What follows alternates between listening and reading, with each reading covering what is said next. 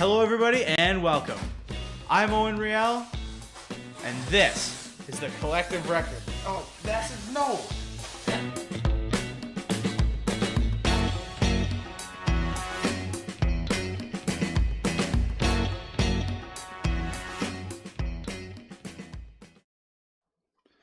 Hello, everybody, and welcome back to our 9th episode of the Collective Record.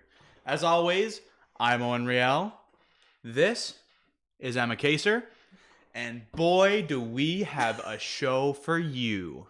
So, we're covering some interesting topics today. We're going to start with Emma's segment on the Trump administration as it relates to Israel-Palestine. And we're also going to be talking about Canada's fracturing national unity and the issues with premiers and the Prime Minister. And we're going to do a little Q&A. I think at the end of the show, we're going to do a little Q&A. So, yeah, without further ado, here is Emma's segment. Okay, I just want to start off by saying I don't support you saying, boy, have we got a show for you as our new catchphrase. I don't think it sounds good, and I don't support it. We'll have to have an internal discussion Just about wanted this. to let you know. Okay, guys, so in my last segment, we kind of talked a lot about the background concerning Israel versus Palestine. But this time I have a more current news event for you concerning the, more recent, like in the past week, developments in Israel and the U.S. relations to them. So let's talk about what's going on in Israel. So the current prime minister is Benjamin Netanyahu. I hope I'm pronouncing it. Netanyahu? My mom tried to teach me how to pronounce it earlier and I couldn't get it. But I'm trying. But yeah, so he is the leader of a right-wing party and he has been the prime minister since 2009. So Israel in the past year had an election. Its most recent election was on April 9th. And he was again elected to his 5th term as prime minister. But then, in May, the same year, he failed to form a coalition government from all the parties elected on April 9th. And this was actually the first time in Israel's history that a general election failed to produce a government. So they scheduled a new election for September 17th, and they once again failed to give either him or his opponent a majority. So he twice failed to form any coherent government. So this happened, right? So there's a lot of political unrest and uncertainty, right?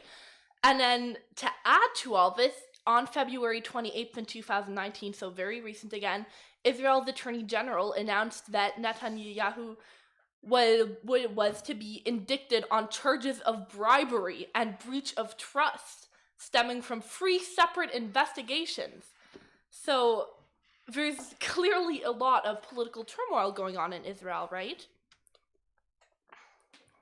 So on October 2nd, pre-indictment hearings began, and on November 21st, so very, very recently, Israel's Attorney General unveiled charges of bribery, fraud, and breach of trust.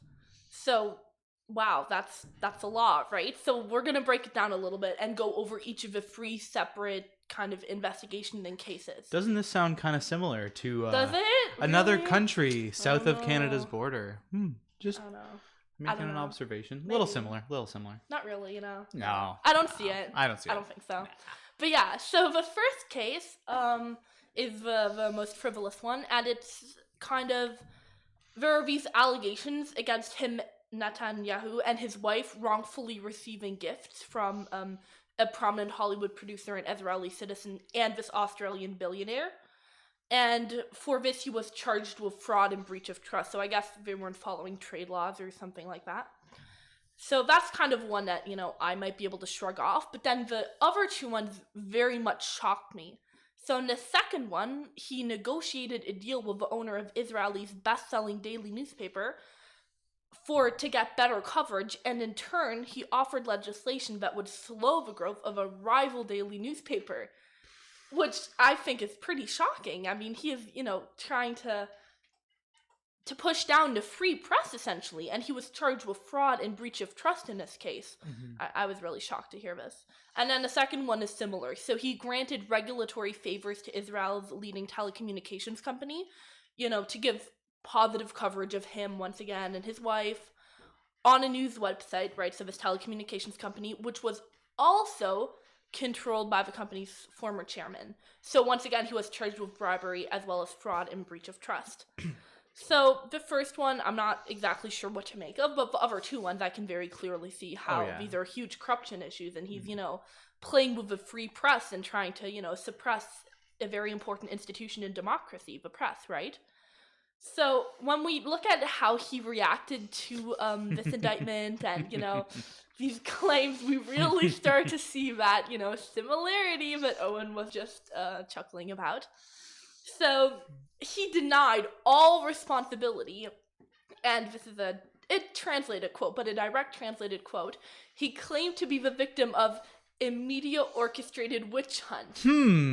That doesn't sound familiar at all. I have never heard a leader with obviously fake hair say anything even remotely resembling that before. Never. No. Never. The leader of a right-wing party in government? Yeah, the leader of a right-wing sort of nationalist movement. Just sounds completely unfamiliar. Committing crimes and lying that there's a witch hunt out to get them. It does. You know what? Just doesn't sound familiar. I've never heard anything like that before. No. Yeah. It's a shocker. Yeah. Never happened. But yeah, so he did that, right? Denied all responsibility, blamed it on the left, and trying to get him out of office, and blamed it on the media, and the witch hunt comment is just ridiculous. Trump. Okay. Just getting kind of a cough over here, guys.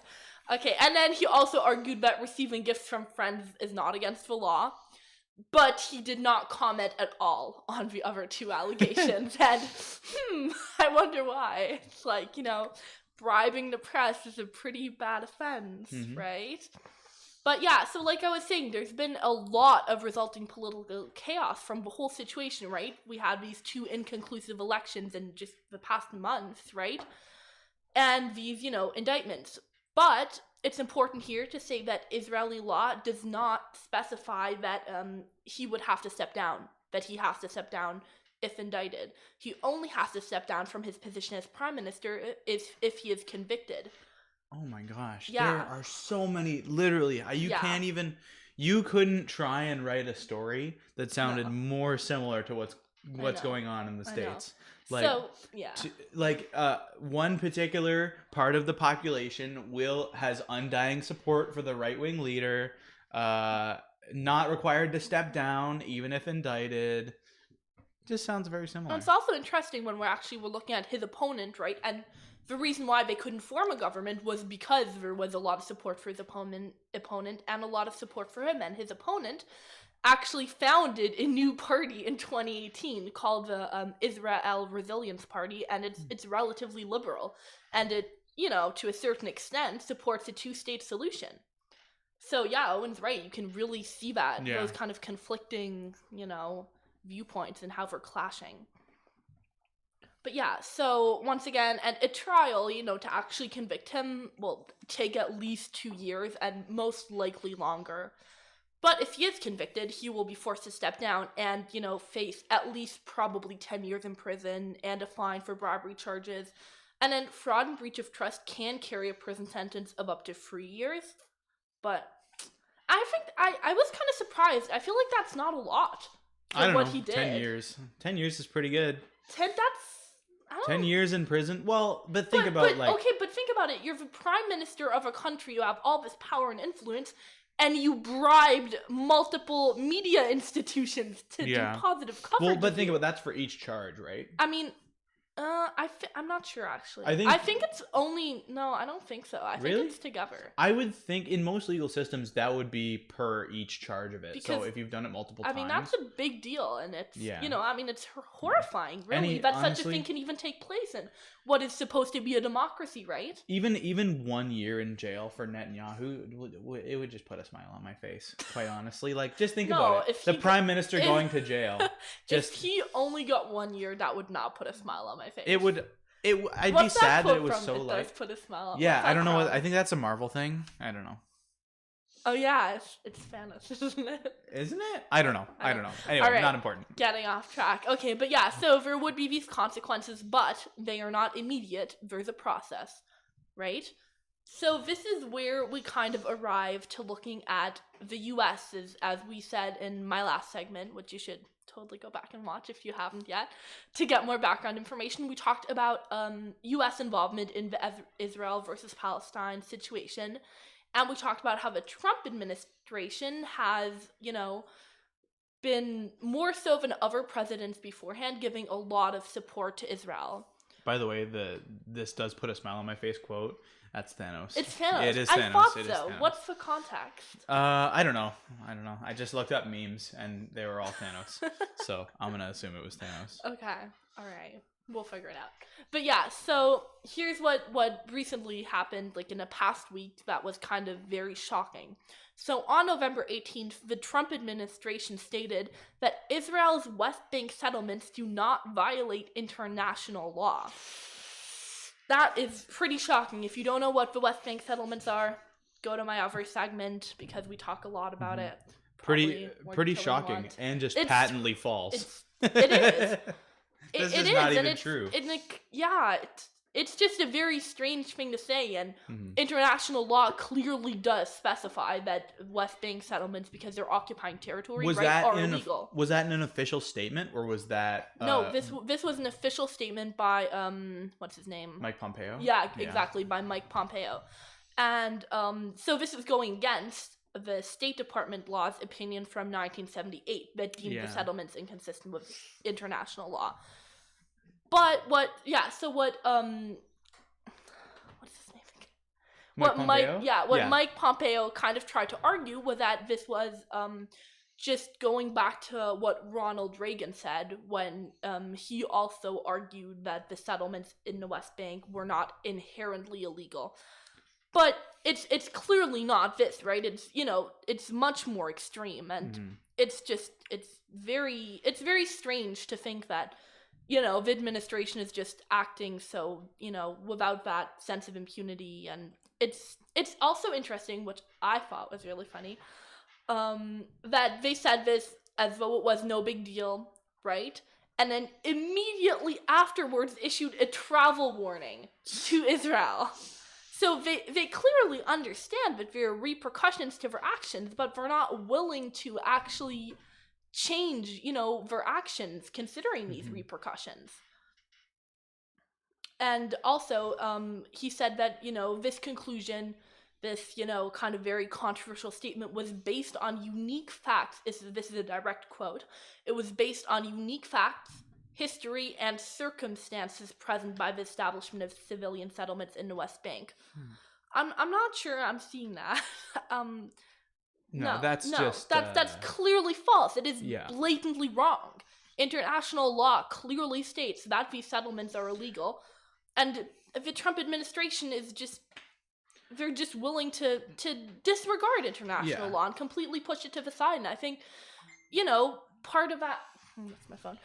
Part of that may be that they have no regard for these international institutions we have, right? Like the International Criminal Court of Justice and the United Nations. And, they're not interested in keeping up with these international standards and regulations. They just want to do what they want to do, right? Well, the thing is, this is kind of par for the course for American foreign policy, though, right? Like, as much as it's wrong, and the way that they're doing this is wrong, American foreign policy has always been extremely pro-Israel in a big way. Even Democrats. And we talked about that last time. Yeah, too. And the thing is, because organizations like AIPAC have so much influence. AIPAC is a pro-Israeli. I think it's a super PAC. I'm not sure. It's a political organization that literally will go and talk to politicians and say, you better be supporting Israel in the next election, or you're not going to see a dollar of ours. And it's like they'll go and intimidate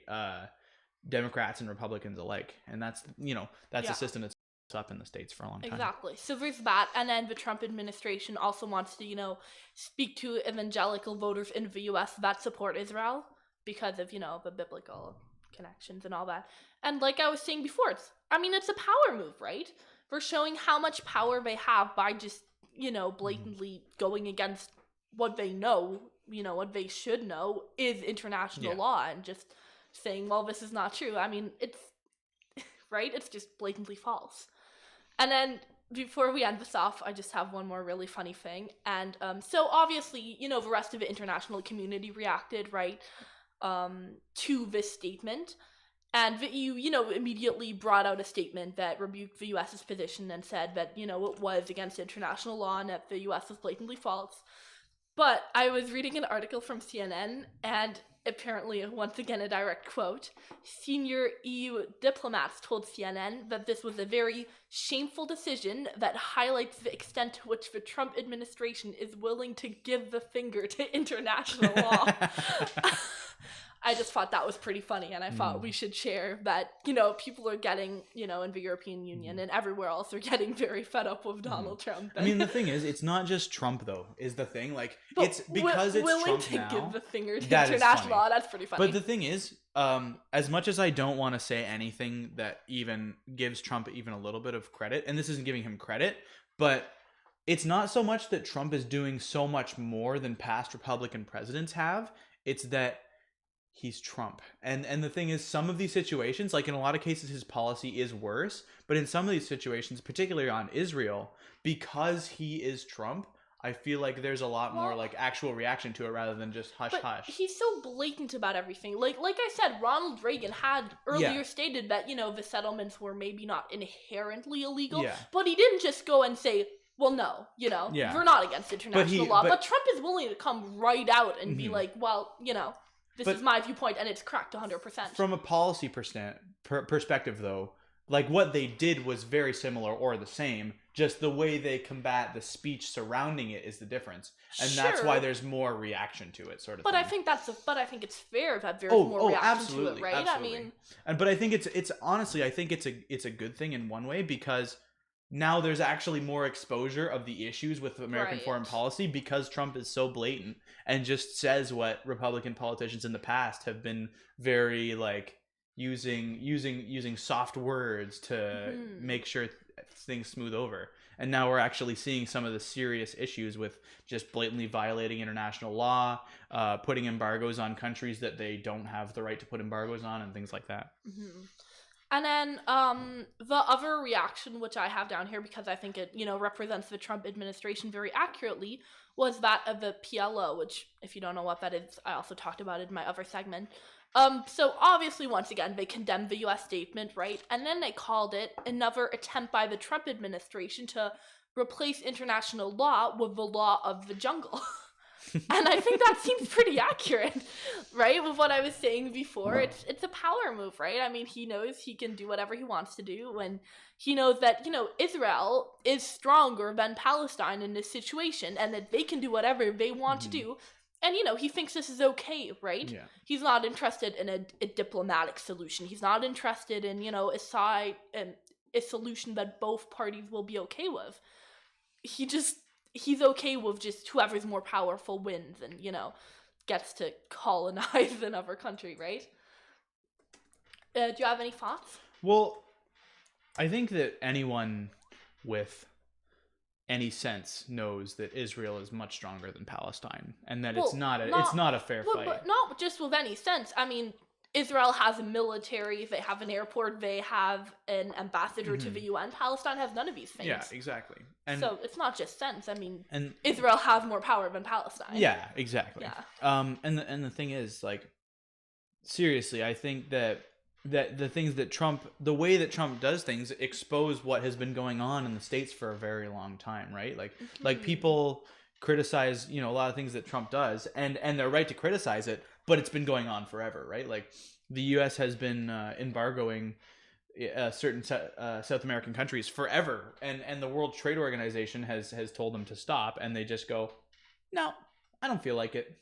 I'm America. I can do whatever the hell I want. Don't try and stop me, because I'm the big boy, right? Seriously, that's what America does. Well, the law of the jungle, right? That's an interesting way to phrase it. It seems kind of accurate. They strong arm the UN. They strong arm the World Trade Organization.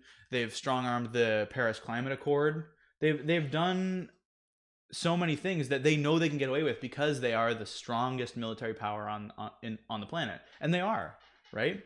And you have to consider, like, what are the effects of just being able to say, I don't really want to listen, I don't really want to do what the UN tells me to do. Yeah.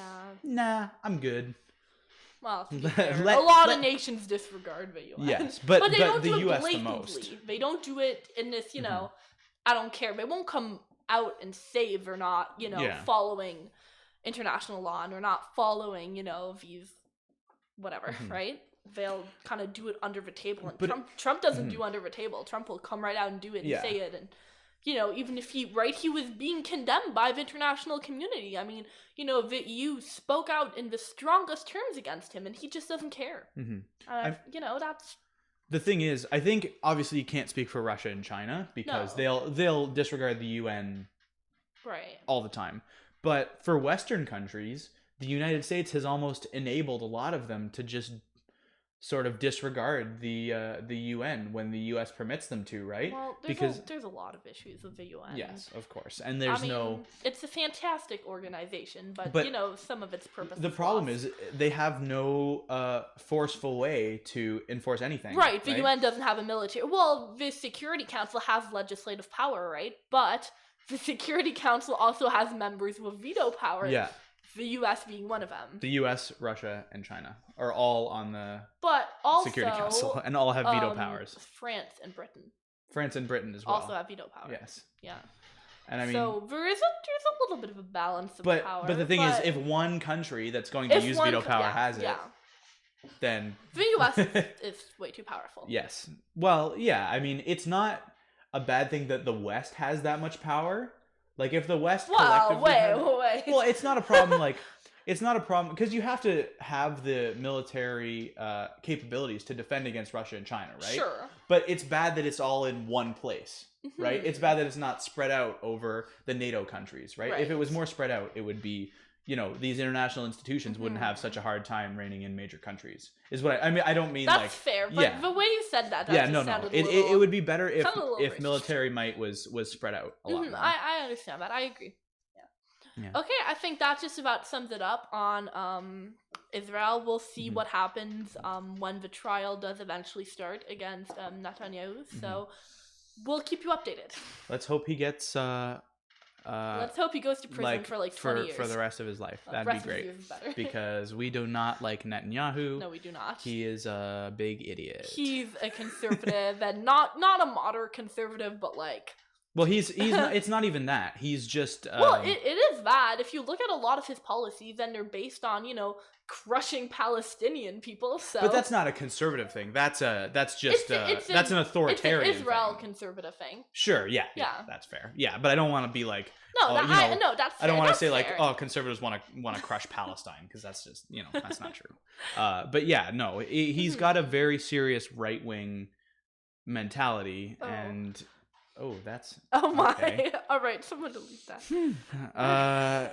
He has a very authoritarian mentality in a democratic country, and we see that with this sort of populist right-wing movement all across the West and in lots of different countries. In Israel, we see it with Netanyahu. In the U.S., we see it with Trump. It's not necessarily that they're dictators, obviously, because they're not, but it's that it's almost like you feel like they wish they could be, and they'll take their executive power to as far as it will possibly go. And further, which is why we're seeing all these, criminal charges against Trump and against Netanyahu, and there's clear issues here. Mm-hmm. Oh. So, yeah, I think we're going to take a short break, and when we come back, we're going to talk about Canada's national unity and have a little Q&A. Get your questions ready.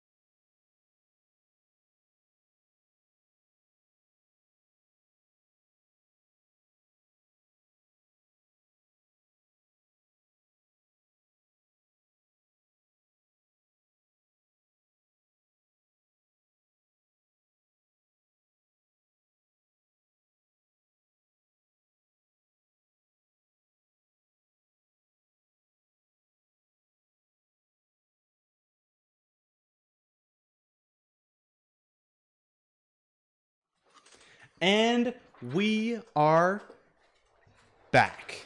So, we have my segment now. Ooh, super exciting. We're going to talk about Canada's fracturing national unity as Emma eats a pixie stick in my peripheral vision. Good job, Emma. It's delicious. Oh, by the way, I literally have the tape from the intro on my desk. So, just in case anyone wanted to know that. If he gets annoying, I'll wrap him up and tape again. Yeah. Do it. I'll just start Shad. throwing like pieces. I'll ball up tape and just. Okay. Anyway, I'll sorry. throw the pixie stick at you. I should start my segment now. So I want to talk about Canada's fracturing national unity. Now, this is a subject we've actually covered pretty heavily over the last couple episodes since the election, because as we know, Alberta elected solely Conservative MPs out of their 34 seats. Right? It was 34 out of 34 for the Conservatives, right? And Emma is still eating a pixie stick, and it's very distracting. But yeah, so we understand that Alberta separatism is starting to go on the rise, and Quebec separatism too is on the rise. As we know, the Bloc Québécois is extremely popular right now in Quebec. So I just wanted to talk about some of the actors. We're going to talk about Doug Ford, Jason Kenney, and Justin Trudeau. Okay, Jason Kenney and Doug Ford are obviously Conservatives. And Justin Trudeau is a Liberal. He's our Prime Minister, obviously. I hope you knew that, because if not, just do a little reading. Recently Doug Ford had a meeting with Justin Trudeau. And he said that meeting went exceptionally well and talked about our need for national unity. What are you all laughing about? It was rude. It was rude. Okay. User Cam Sutcliffe, So, I'm disappointed in you.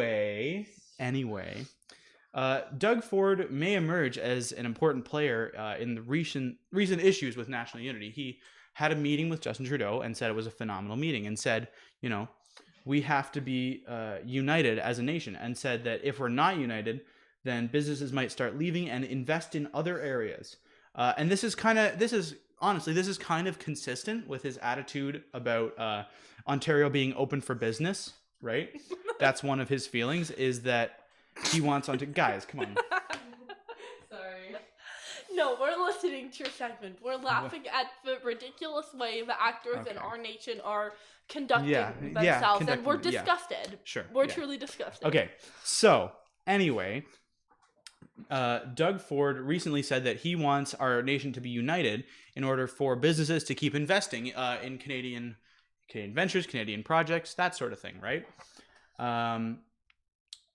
But the problem is that Doug Ford's words don't really match Doug Ford's actions. And it's not necessarily that he's gone after any other province, but he has gone after the federal government, particularly on the issue of the carbon politician's tax. words not matching their exactly. actions? Oh my God. Well, never happened before. What?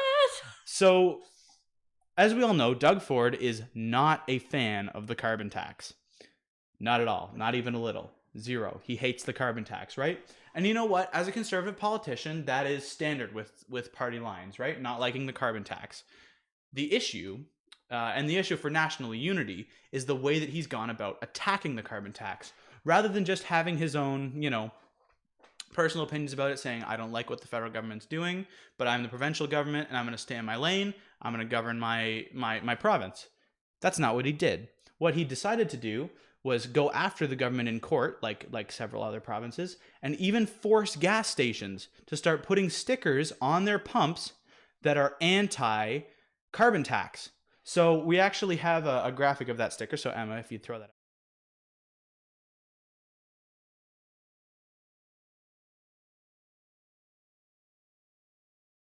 So that is the carbon tax sticker that he's forcing every gas station in Ontario to put on every single one of their pumps. Okay? He's attacking the federal government through government policy. It's not just words anymore. He's using the provincial government's policy and forcing gas stations to have stickers that attack the federal government. That is simply not something you do when you care oh so deeply about national unity, right? That's not an action you would take. You would have a principled approach. You would say, I disagree with this, but I'm going to stay out of it because it's not my business. I'm the provincial, they're the federal. They make their decisions, I make mine, right? He hasn't done that. He's decided to take the government and attack, to take the provincial government and attack the federal government. That is not something you do if you care about national unity. Now, let's move to Jason Kenney, Premier of Alberta. He kind of plays the same game as Doug Ford, except I would maybe argue a little bit worse, right? Jason Kenney, is quoted as saying, "We can never take national unity for granted." We can never take national unity for granted. That's a strong statement, right? Anyone who says we cannot take national unity for granted clearly believes in the union and non-separatist attitudes, right? We care about this country. All of us do. Or, well, I don't know, somebody's calling me.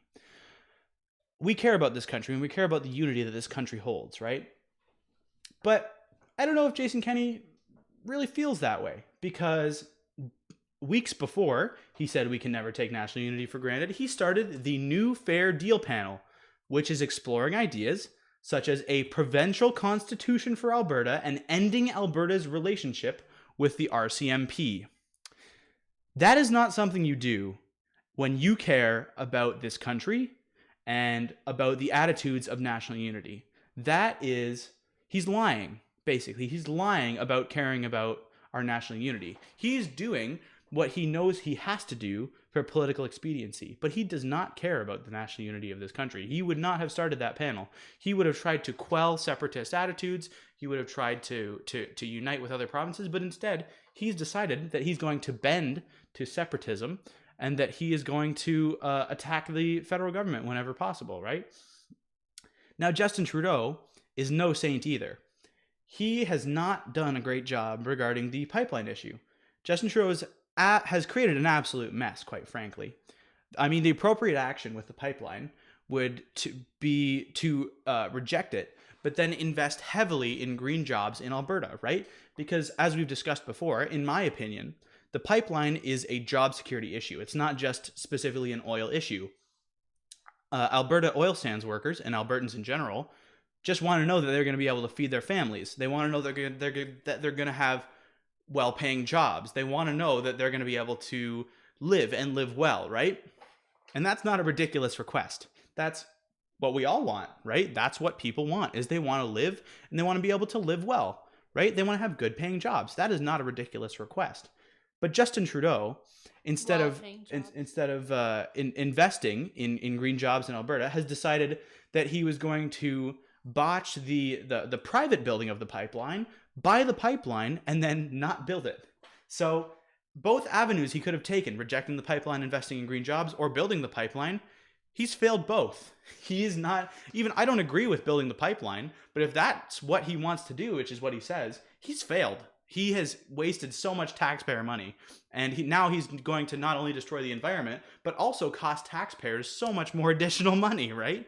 He's just destroyed this issue. He's done so poorly, and Albertans are right to be upset with his poor execution, right? He's done a terrible job. I think Justin Trudeau as well has chosen to not focus on job security. He's chosen to focus on what's politically expedient, like Jason Kenney, like Doug Ford. You know, these are all, just because they're from different parties doesn't mean that one party doesn't want to be politically expedient, one party does. They're all looking to just put in the least amount of effort for the most amount of political gain. And that's what Justin Trudeau has really done. Now, I want to turn this issue a little bit, and I want to do something a little more positive. I want to say maybe what we can do about this, because obviously we can't just wipe away the oil sands and leave Alberta to its own devices, right? The oil sands are a huge part of their economy, and it creates a lot of jobs, right? We need to have a multifaceted approach to this and a nuanced approach to this. We can't just rip away the oil sands and say, okay, figure it out. The federal government needs to step in. And there are two distinct ways that I think you can do this. Number one is you can incentivize green energy companies to enter Alberta and to invest in solar fields and in wind turbines, and to make Alberta much more reliant on green energy, and eventually with the goal of making them completely reliant on green energy. Or what you can do is, rather than incentivizing other businesses to come, create a crown corporation specifically for Alberta, have that crown corporation start building solar fields and wind turbines and whatever other green energy, low emission or no emission energy that they can, and then hand that Crown Corporation off to Alberta once it's up and running, once it's creating, properly priced, efficient energy. Hand that off to Alberta and say, what we're going to do is we're going to give you this Crown Corporation. You're not going to have to spend any money. We'll take care of the operating costs for 2 years after you receive it. But in exchange, you have to start waning off of greenhouse gases, and you have to start phasing out pipeline jobs in exchange for green energy jobs, because pipeline workers need to continue to have jobs, as we've talked about before. Pipeline workers need to be able to transition directly either from their pipeline jobs, or not their pipeline jobs, sorry, their oil sands jobs directly into green energy jobs. And if the federal government has to train them to do that, then the federal government will front the cost, and they will make sure that that happens efficiently and ensure that nobody loses jobs, and in fact that we grow jobs in Alberta, because that's what they need. I think it's also, the thing is, I think people have a perception of Alberta that there's not really much reception for green energy. And I think part of the issue, as we've talked about this before, and that's not really the case. I mean, they are the least receptive province to green energy, but the numbers, how receptive they are, is actually surprising. Many Albertans do actually have positive feelings about green energy. It's just that they have not been given any realistic approach to moving into green energy, to kind of leaning into a green energy style, right? Like Justin Trudeau hasn't given Albertans an incentive to care about green energy at all, right? How are they supposed to, like as a population, how are you supposed to think, oh yeah, we'll do green energy, when your economy has been built on oil sands for years, and moving on to green energy has been framed to you as that's going to destroy our economy, right? There needs to be a realistic transition plan and a guarantee to Albertans that this is going to not only keep the jobs that they have, but grow even more, which is entirely possible in a new green energy system, whether it be through incentives for investment or whether it be through crown corporations. But that vision actually has to be presented to them. Somebody actually has to go and tell them, because if not, people like Jason Kenney are going to keep ramming down their throats that green energy is not a possibility in Alberta, right? You actually have to go and present the vision. You can't just rely on Ontario and the Maritimes to win you, and Quebec to win you green energy votes. You have to go and present to the whole country, right? Alberta is an important part of this country, and people in the East, that includes me, that includes all of us in this room, we need to acknowledge Alberta and acknowledge that their economic fears have to be addressed. We can't just ignore them. They're so integral to Canada as a country, just like all of our provinces. They're so integral to this country, and we need to treat them like an equal province and not like the elephant in the room, right? They are just as important as every other province, and we need to treat them as if they are just as important as every other province. That's my feelings. Emma, do you have anything to say? I don't know if your elephant in the room analogy is appropriate. Well, but it's kind of true. Like, up until recently, wouldn't they be like the fly in the room? Well, no. Like, I think the thing is, federal politicians really, I don't know, they avoid talking about Alberta, right? Like, they just don't want to talk. They don't want to deal with Alberta. Deal with Alberta. Alberta's not to be, not you to be dealt deal with them. You work with them, right? Like, that's what a true leader, which Justin Trudeau is not, a true leader does. You go out and you work with provincial leaders. Obviously, Jason Kenney working on green energy may not happen because he's Jason Kenney and he lies. But you have to go and present that vision to the population of Alberta. You can't just expect, an entire population of people that has been fed that green energy is bad. You can't just expect them to all of a sudden wake up and go, oh yeah, green energy is great. Because it's literally the oil sands are so integral to their economy at this point that if we just shut down the oil sands tomorrow, that would be a huge economic issue for Alberta, right? Like, their fears are justified, and we have to help them through it, not just be like, you guys suck, like we've done for so long. I don't know, maybe I don't know, like I really seriously think we need to start treating all of our provinces like equals and like they're actually there and not just ignore the prairies. I don't disagree. Yeah. I don't know. Seems valid. You know, it's just important, you know, like if we want national unity, which is what all these leaders say they want, right? Well, they say it. Do politicians ever really want national unity? Because because division helps them, and it helps them to, like we were talking about the other day, right? You know, blaming economic issue on immigrants and all those things, right? So they don't really want national unity. No, they don't. But to some degree, like we can achieve that if we have to seriously work at it, though. And I think this is one criticism I might give to the left, not a big criticism, but the left in Canada particularly, is we need to really have a full green energy view. Like it can't just be like, Ontario and Quebec are on board, we're fine. It's like, no, you actually have to go and try at least. You can't just be like, you know, we just need to have, we can just do it with a couple problems. We can just do it with the big provinces, right? Like BC, Ontario, Quebec, that's fine. You have to actually care about the prairies. Mm-hmm. And I feel like that's something we haven't done for a long time. The Maritimes as well. We need to not just pretend that these provinces don't exist. Yeah. Like they're important. And the territories too. All of Canada is important. Stop just being Ontario, Quebec. It's not just Ontario and Quebec. As big as they are, we are one country. There are 10 provinces and 3 territories, and we need to start acting like it. Sorry, that's a bit, I got a little worked up there, but seriously, we do. All right. It's crazy. It's crazy. Like, they're there. They're right in the middle of the map, in fact. Right there. Yes. You just look. Yes. That's it. Yes. Okay, sorry. All right. Yeah, I'll stop talking about it now. Oh, and yeah. So yeah, that's my Alberta. That's my segment. All right, do you want to do a little Q&A? Yes, let's do some Q&A. So no, he's just gone out of timeout.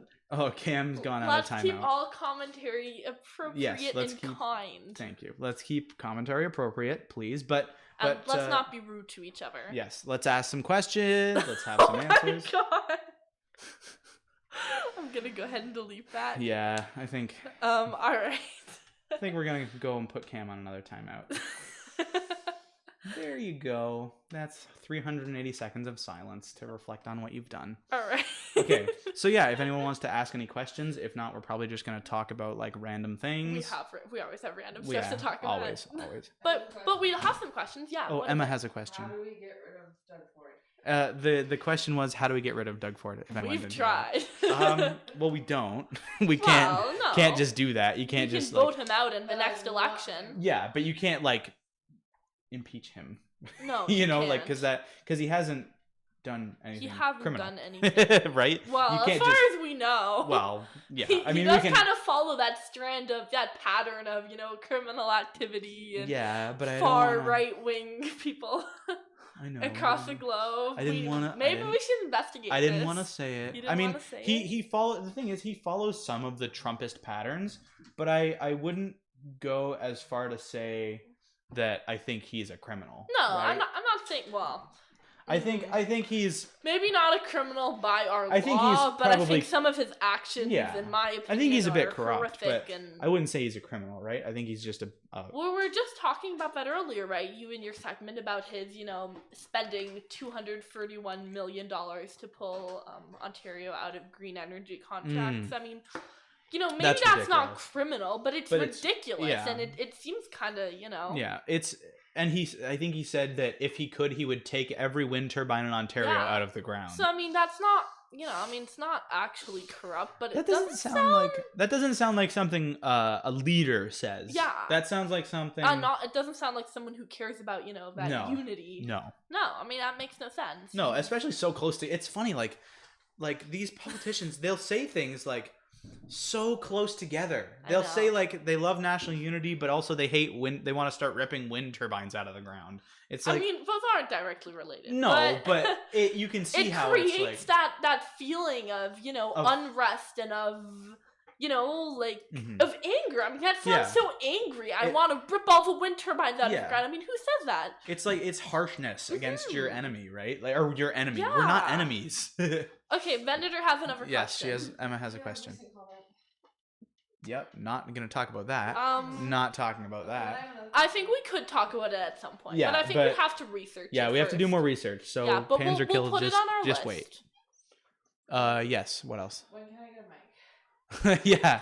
Soon we will get Emma with a camera and a mic, and she'll be able to talk about stuff. We just have to. We got to fundraise. We got to fundraise. We got to do a little fundraising. So yeah, actually, if you guys have any ideas about what we could do for a fundraiser, like if you guys want to buy stickers or whatever, just let us know, because we're looking for ways to kind of expand, We should maybe sell stickers. do and some- we should get like mugs or something. do and some sell them. merch opportunities, that sort of thing. We're looking to do that sort of thing. So if you guys have any ideas, or if you're like, yeah, I want to buy a sticker, let us know, because that's what we Or want. a mug Or a mug t-shirt. or a shirt, whatever you guys want, just Not tell just us. stickers. Oh, A so scarf. Winter scarves with a collective So- record on them. so Razor says, will the wind turbines cause cancer? That's a famous Trump quote. What? Wind turbines cause I haven't cancer. heard that. I think that's a Trump quote. Let me Really? let me Google it. Wind turbines cause cancer. Someone says merch store in all caps. Merch store, yeah. I like that. I'm just saying. I'll run out of people. President Donald Trump says wind turbines cause cancer. Time magazine. Well, he said it. Well, and as we know, everything Donald Trump says is 100% Yeah, factual. absolute Oh, truth, yeah. always. Always. Oh, by the way, I just want to tell you, this isn't really political, but I wanted to tell you guys that I have an extension in my Google Chrome that puts a Trump quote between every time the browser says Donald Trump, there's a Trump quote between his first and his last name, and it just makes headlines so much more interesting. It's like really good. It's really fun. Alright. Okay, Cam, Oh, stop pins. calling me Wait, right now. someone says pins. We should do pins. Oh, pins. Pins are yeah. pins are a thing. Would you guys do people do pins? Yeah, people have them on their backpacks and on their coats and stuff. People like pins. I'd buy a pin. I mean, I'm on here, so Yeah, obviously I well, would buy one. But Yeah. Scrunchies! Scrunchies! How would you fit our logo on a scrunchie? It could just It's be a pattern. It could be pin. Just the Yes, fist. Even just the fist. or like Or you just could do a fist the on a scrunchie. writing on fabric and then make it into a scrunchie. Okay, we'll talk about this and talk about Trump said vaccines cause cancer in a tweet. what? Oh, he my did? god, Trump. Okay, we're looking into that. We will Vaccines. have Really commentary wants me to shortly. answer her previous Okay. question, How are you guys today? Reagan? Have you gotten enough sleep? Had enough water? I am good. I did get enough sleep, and no, I am severely dehydrated. Owen, how about you? What? How are you? Did you get enough sleep, and have you had enough water? How are you? Haven't had enough water. Haven't really gotten enough sleep, and I'm good. Oh boy. Yeah. I'm good, but I haven't got enough sleep or had enough water. So, yeah. Cameron has returned. Oh my. You cannot silence me. I'll time out you again. I will time out you No, again. give Cam. him a second chance. He hasn't said anything bad. Okay, I'm yet. just telling him. He that. gets it. I know, and he called me too. I have like 5 missed Yeah. calls from him. Oh, I have like 30. Oh. I just have to keep like turning my phone off because he won't stop calling. We're glad you're excited, Cam, but you need to tone it down. You need to keep your excitement appropriate Yeah. and on topic. I mean, yeah, but I mean, you go a little off topic, but like, the thing with Canada is like we haven't had many leaders who just like unite the whole country. We've had leaders that unite like half or 3/4 of the country or try to. that's better than nothing. It's better than nothing, Well, it is but better than nothing. I mean, at least there's an attempt there to unite, right? yeah, Rather but you have than to just like. being like. But I mean, right? they'll only try to unite 3/4 of. They won't even try for the other quarter that they know they can't get to, right? Well, it's hard, right? I mean, I obviously absolutely agree with what you were saying, right? But there are those, different values and, different viewpoints Mm-hmm. depending on your geographic location in Canada. And I understand why it's a challenge to unite, Yeah. Canadians all across. Canada's huge, right? Yeah, I mean, It's gonna make sense that we have different values and different economies and different, principles. But I think, our values. Some of our values are different, but largely Oh, we agree on a lot of issues. More than I think. Cameron, I'm putting you in timeout. More than I think. the U.S. can agree on. I think in Canada we can agree on quite a bit, and I think on economic issues, just But I mean, what do you say that based on? Have you been to Alberta and talked to people there? no, but I'm sure people in Alberta support universal health care, right? I don't know. I haven't I'm been sure to they do. Alberta. I'm sure that over like 80% of Canadians support universal health care. Alright. So,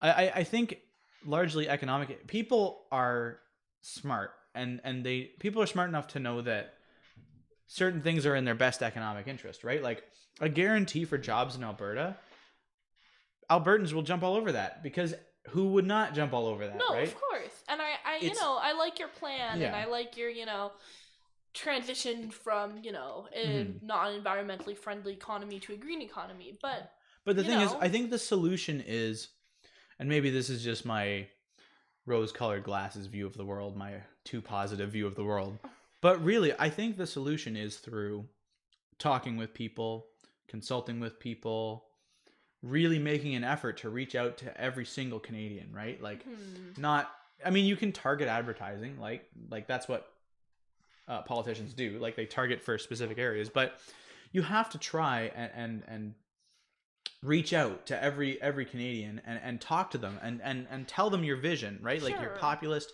economic vision that's going to make sure that they don't end up cold on the street, right? Make sure that we don't destroy the environment while also not destroying the economy through transitioning properly to green jobs and doing it quickly, but doing it responsibly, right? And Canadians will accept that vision when it's presented to them, when it's actually given to them by a politician who puts in the work and actually cares about consulting with all Canadians, right? And has certain force behind them because, some dude in some province isn't just going to be able to consult with everybody. They have to have a party behind them, right? But I think it's possible, as much as people are like, no, you'll never Well, it's do a it. challenge. But- And, it's easy for politicians to back down from challenges because what if they don't, what if they can't do it, right? But I think it's possible. It's entirely possible that that can happen. And I really do think in any country, like there's a very, I really think Canada is it's a great country. We live in a great country.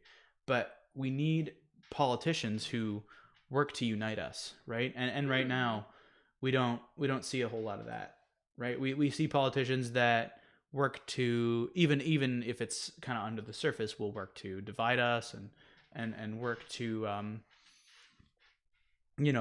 divide people into little groups so that they can conquer certain groups for voting. But we really need politicians who take a more holistic view of the world, right? And take a view that every single vote matters, not just votes that are strategically positive for their party. Did you see what someone put in the comments? I'm Googling it. Which one? Oh, is that Panzerkill's comment? Yeah. Healthy young Googling child it. goes to a doctor, gets pumped with massive shot Oh. of many vaccines. Is that the one? Yeah. Um, Oh, you know what? doesn't feel good and changes. Autism, many such cases. Trump 2012. Yeah. I'm seeing quotes here like that too. I Yeah. Googled it on a Um, reputable site. I don't care to talk about Trump that much. The thing is for me, like, I know he's an idiot. I know his policy is usually garbage. But doesn't the right? extent to which he's an idiot shock you sometimes? It shocks me, but like, I think he's an idiot, but then I read something or hear something he said and I'm like, wow, he is Yeah. like this much more of an idiot. but I think the thing is, like, as much as you yell at a certain group of the states, you'll never change their mind. Like, for a good chunk of people who support Trump, you'll no matter what, and that's been proven through this impeachment process, they will never change their mind, ever. They're so set behind Trump. We should talk more in detail about the impeachment process as well. But they will not stay away from, they won't ever leave him, right? Like, he's such a divisive figure, but they will support him to the end, to the absolute end. Even if it's proven that he's taken part in this quid pro quo with Ukraine, they won't leave him, and they will not admit that he's ever done anything wrong. It's crazy. No. I can't even believe some of the things that I see, that people are so blind to the things that he's doing. But really, I think it's partly a product of, like, how bad things have been economically in the States for a long time. Like the South especially. The South has been just neglected for so long. I mean, if you think about what Republicans have done in the South for so long is they've defunded education systems. If you look at a science textbook in Texas, forget it. It's so they'll put things that are just patently false in science textbooks and teach it to kids, right? They have totally neglected their public systems. And really, when you do something like that for so long, someone who promises that they're going to change it, even if it's unrealistic, even if they're a bad person, they reach out and grab for that because they feel like it's something. They're getting something because the establishment has screwed them for so long, and they can't recognize that Trump is another part of that establishment. I don't know, well, maybe not. He is very anti-establishment, but I don't know about your science textbook thing. No, seriously, honestly, do Google searches. Maybe not so much anymore, but for a long time they've put ridiculous things in science textbooks that are not scientific. They've seriously like do Google search, and I won't say any specific examples because I don't want to say anything false, obviously. But seriously, go look into it, do a little research on that because it's prevalent and it still exists. But they're reaching out for a solution, and he speaks like he's against the establishment. It seems to me that he's just preying on ignorance, right? And people who are looking, for someone who's going to validate their, present feelings of racism and of, sexism and of, anti-globalization, right? There's I think it's less so that people are. I don't know exactly, but I think a lot of it is that people want someone who's going to acknowledge how they feel and acknowledge their worldview rather than maybe necessarily pull them out of some kind of poverty or something. I think it's because a lot of people who support Trump are middle class, right? Or and they're business owners and they're they're those people. So are these really people that are very economically challenged? Well, they're becoming not necessarily. They're becoming increasingly economically challenged over time. Right, but is Trump helping with that? Or, no, he's not. No, but he's not. They want to think that he is, right? It's definitely a combination of both. The but fact that I think these people. I'm sorry, I didn't mean to. No, it's okay. The fact that these people there are some people who are racist and sexist and homophobic and are just looking to confirm their attitudes, right? But they're on, and maybe this is more in the Rust Belt states that their manufacturing jobs are gone. They really are. They're just looking for something that is going to fix their issue, whether Trump's going to actually do it or not. He says he's going to, and he talks directly to them, and I think that's a big factor. I don't think there's a real issue to be fixed. We'd have to look into this more and see who actually is supporting Donald Trump. But think about it. Michigan went for Trump. Michigan is a swing state, but it leans blue, right? The fact that he was able to take that state over Hillary Clinton is a product of Trump or Hillary Clinton barely addressing the Rust Belt. I don't think she visited the Rust Belt at all during the general election. She didn't speak to the job losses they saw in their states. She didn't try at all. But Trump went to them. He made false promises, but he made promises about what he was going to do. He hasn't done them. He's neglected them, but he says he's going to do something about it. And that's what they're looking for, is just something that is going to get them through. I understand that viewpoint, but I disagree. I think it's more cultural anxiety and that feeling of, maybe being left behind, right? We've talked about that, the white working class feels like they're being left behind, even though they're maybe not necessarily actually being left behind, and that they want to feel empowered, and maybe those lingering feelings of racism or whatever, right? I mean, I understand what you mean about economic I but I think when I see a lot of Trump supporters, and I read about them and I see them on social media, and I know actual Trump supporters.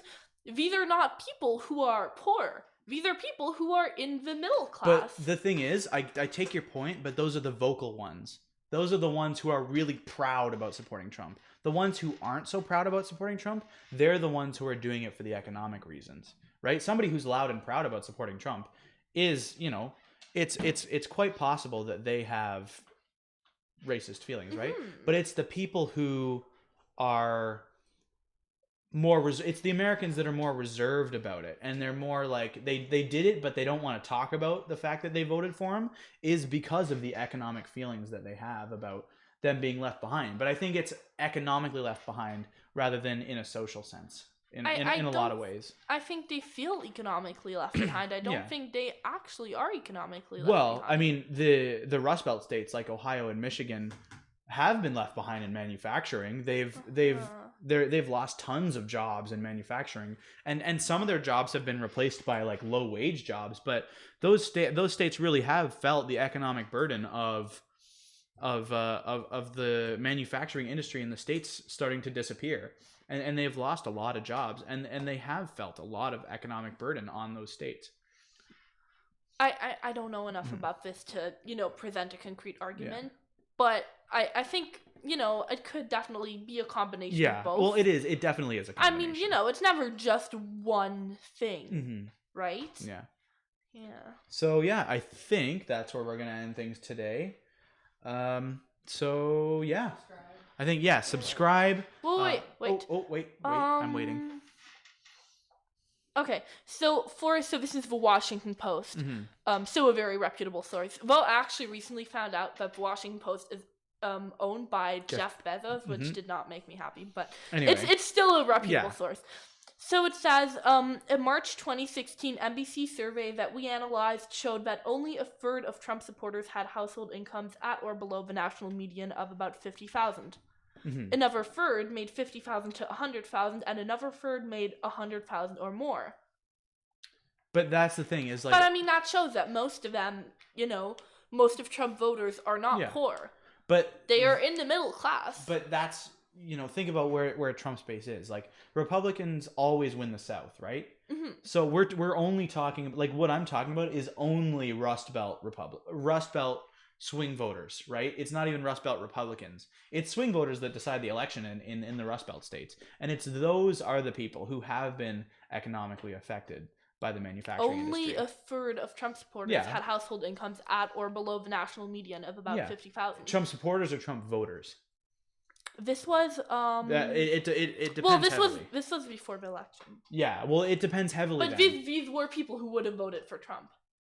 The thing is, though, polling is not reflective of elections always, and a lot of Trump voters in the Rust Belt states didn't say in polls that they were going to vote for him. So really, you have to look at voters. Where is your factual basis for this argument? Because you're not citing any proof. Well, it's true, right? Like in the Rust Belt, Hillary Clinton was set to win most of the Rust Belt states, and she lost, I think, all of the Rust Belt states. That's where my factual proof is. All right, is that, I need to look into. Is that polls dictated one thing, and then another thing happened, and a lot of it is these voters who feel like they've been economically left behind, and a lot of them have. But the Democrats haven't addressed that, and that's why they took the shot in the dark, the Molotov cocktail to the establishment they thought Trump was. That's the route they chose to take. Obviously it's a misguided and deeply problematic route, but it's the route they took. And it's because Hillary Clinton didn't present a progressive vision for how she was going to economically reform the Rust Belt. After the general election, the American National Election Study released its data after the election, and 35% of voters with incomes under $50,000 a year voted for Trump.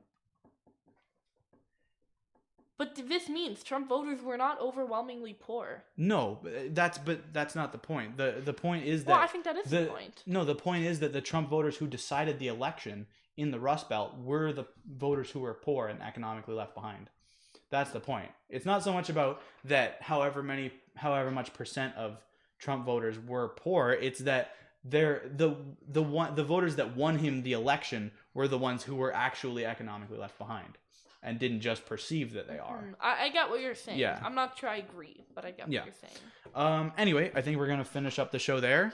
So, so remember to subscribe and so share the link, the YouTube channel link with a few of your friends. Wow, I screwed that up really bad. Share it with a few of your friends. You know, we love to grow our audience. We love to spread the message. We love to talk to people. And yeah, so have a great day. We will see you next week for our 10th episode. Oh my God. It's an See you then. anniversary. It's an anniversary. Aww. See you then.